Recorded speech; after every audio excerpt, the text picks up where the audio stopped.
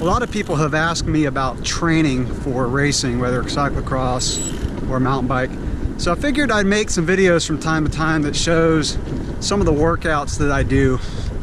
And today I'm doing some VO2 max intervals. And what I'll do today is I'll do 3 minutes on, 3 minutes off. I'm gonna repeat that 3 times. That's 1 set. And then I'm gonna do another set. And I may do some bonus stuff at the end. I'm using a power meter. I'm on my cyclocross bike. I recommend doing these types of intervals on some kind of smooth surface, whether it's a dirt road like I'm doing today, or paved road or rail trail. Doing these on trails, it's hard to just put down consistent power for 3 minutes. So I am using a power meter and a heart rate monitor, but the efforts of these is about as hard as you can go for 3 minutes, with the understanding that you've got a few more to do, so you don't want to completely blow yourself up to where you can't finish the set. If you have a power meter for these types of intervals, it is very helpful. So what I do is I've already determined my zones, and the way I did that is I did a 20-minute all-out effort one time, and I recorded my average power, multiplied that times 0.95. That gave me the reference number that I use for my zones, and I won't really go into that, but there's stuff on the internet that shows you how to do that, and maybe I'll post a video about finding your training zone. So using a power meter, I'm going to try to hold about 320 watts for each of these, and my heart rate by the end is probably going to be up in the 170s. But really, it's about just going all out, and like I said, not completely blowing yourself up in the first 3 minutes. When you do these, you want to do about a 15-minute warm-up before you start, and I try to do at least 1 or 2 fast pedals. So 1 minute spin real fast, about as fast as you can spin without bouncing too much in the saddle. That gets the legs warmed up without wearing you out too much. I'll mention that if you are using a power meter, it does help you, because I found that when I do these, I would go a little bit too hard in the beginning, and then at the end I didn't have enough power to maintain a consistent power. So if I can keep it around 320 watts for every single interval, that's the best type of training.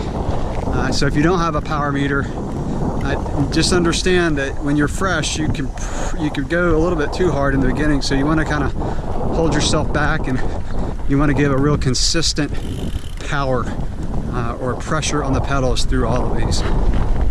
By the way, I'm not using my gimbal because I needed to use my windscreen on these, and since I'm on a dirt road and not trails, it's not quite as crucial. So I'm going to continue my warm-up here, and we'll get started. All right, getting ready to start my first one. And this road is paved, and then it goes dirt up a little ways. So I'm going to use my lap counter on my Garmin. Here we go. 3 minutes.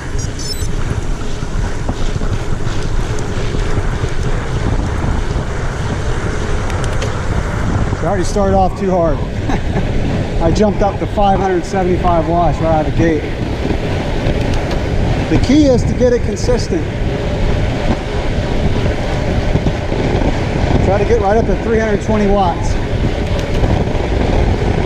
plus or minus 20.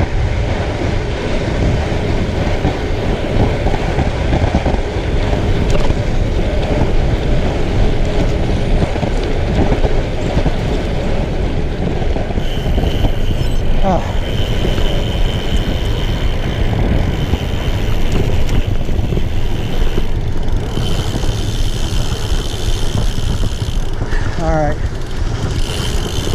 so now I'll rest 3 minutes, spinning really easily. My heart rate at the end of that was the lower 170s. By the end of this workout, it'll finish up in the upper 170s as I get more tired and as I get more dehydrated, because it's really hot out. These intervals are good for whatever type of riding you're doing, whether you're racing cross country, racing marathon. It's so important to increase your VO2 max, the capability of your body to process oxygen and that will increase. It is trainable. We're born with a certain capacity, some of us more than others, but it is trainable. And this is how you do it, these 3 to 5 minute intervals, pushing real hard. Now I do want to mention that you want to have a good base before you start these. So a couple months of long rides, and then at least a month or 2 of tempo riding, so zone 3, before you get into these, because they can be pretty strenuous and you want to work up to it. Even if you don't race, these can be beneficial if you just want to increase your fitness, or if you just want to go out and do a good workout on your bicycle. You can do these on a mountain bike, road bike, cross bike. Like I said, the main thing is just having a surface that's fairly smooth, and you know, you don't have a lot of turns and things like that you encounter on trails. All right, coming up to my 3-minute rest. On to number 2, 3 more minutes.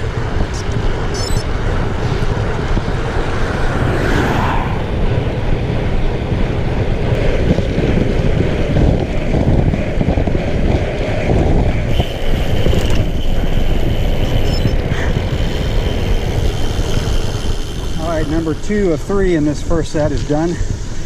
I also want to mention that not only do you want to have a good base before you do these, you probably also want to have been riding for a year or 2. As a newbie, you don't want to jump into really hard interval sets. Just get some good riding in your legs. All right, that rest is over. Coming up on number 3 of 3. Here we go.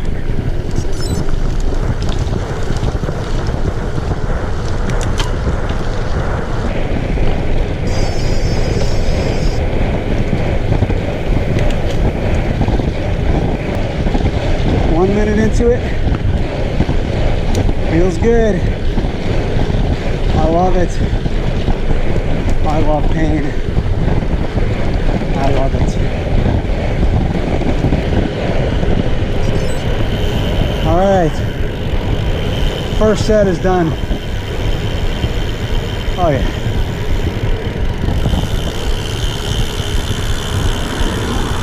So now I'm going to rest for 5 minutes before I start the next set.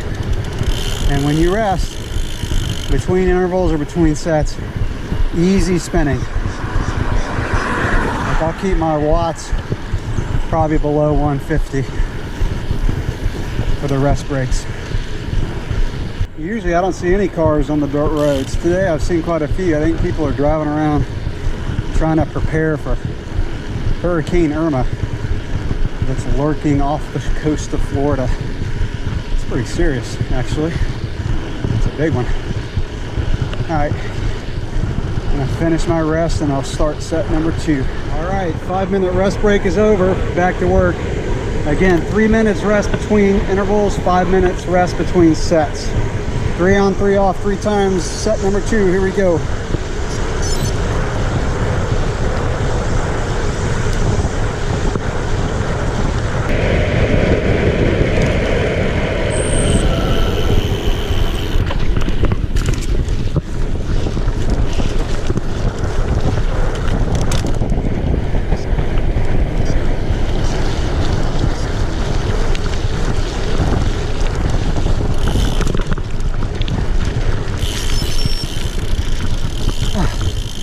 I can do a maintenance on this road.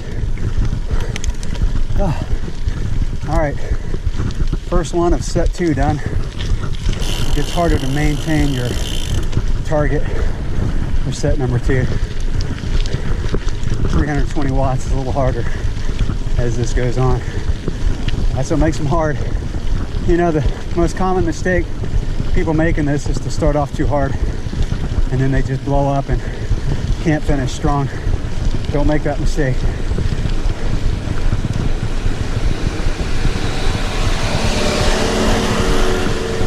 All right, we get a freshly graded road. Very nice. I also want to mention the heart rate is not great to use on these because it takes about a minute for your heart rate to catch up to your power output. That's why power meters are so good.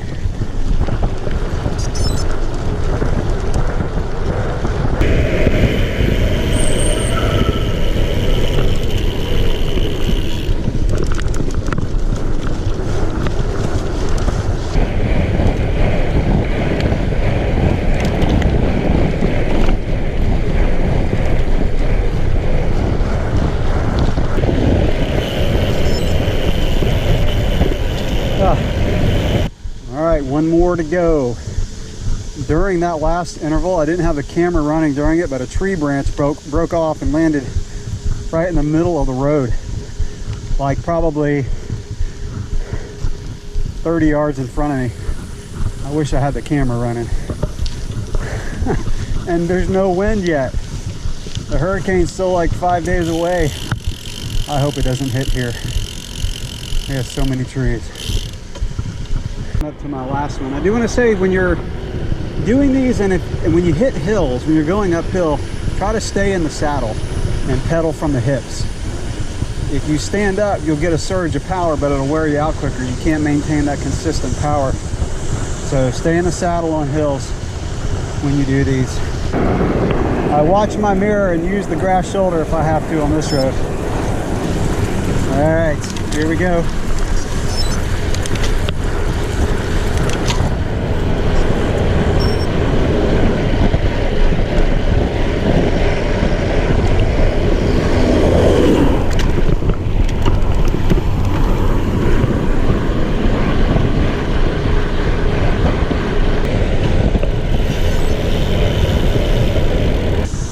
So I'm done. Sometimes I do a bonus. There's another type of interval that I do. It's 20 seconds on, 10 seconds off, 7 or 10 times, and those hurt. Sometimes I'll do it at the end of this one if I have time, but this one only have an hour. So the great thing about this workout is within just an hour you can get in a really good workout. I think I'll do a couple sprints here, just because I got a little gas in the tank left. All right, short sprint. I'll go to that red truck up there.